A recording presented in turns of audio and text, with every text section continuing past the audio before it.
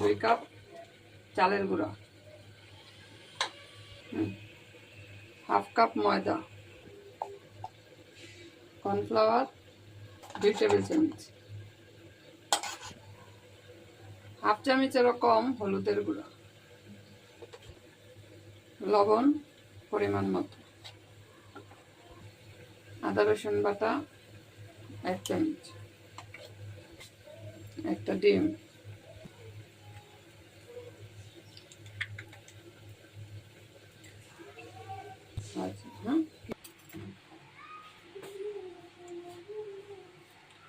পেঁয়াজ 2টা বড় সাইজের, কাঁচামরিচ 2টা,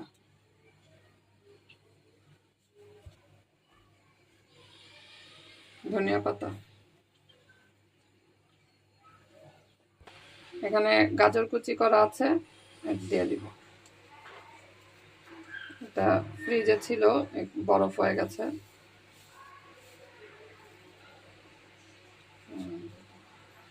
পুরোটা দিব না, সবকিছু মিশিয়ে নেব।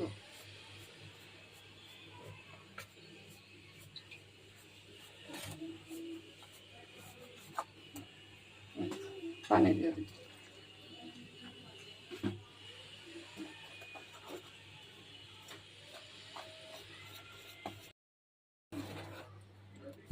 তো গুলিয়ে নিয়েছি, এই যে থিকনেসটা এরকম হয়েছে।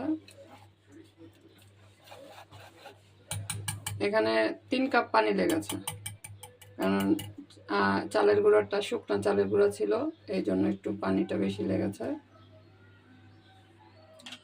এখন ঢেকে 15 থেকে 20 মিনিটের জন্য রেখে দিব। 15-20 মিনিটের মতো হয়ে গেছে। এখন দিয়ে দিচ্ছে এখানে বেকিং সোডা। এখন এটা মিশিয়ে নিব। পানি আর মনে হয় দিতে হবে না, তো বেকিং সোডাটা আমি ভালো করে একটু মিশিয়ে নিচ্ছি। এখন ভাজতে চলে যাচ্ছি। ভাবে ফুলে উঠেছে।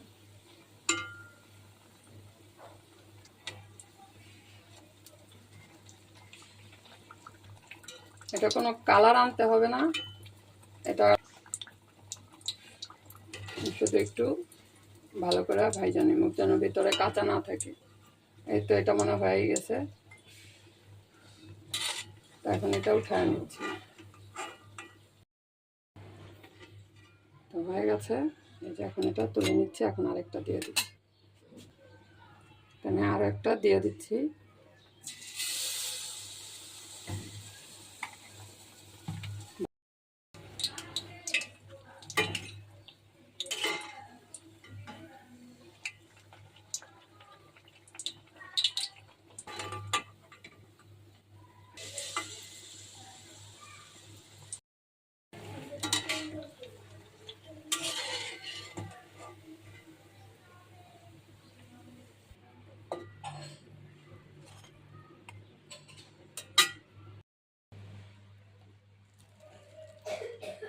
তো বানানো হয়ে গেছে। আজকে সুন্দর ডিম পোয়া তৈরি করছি।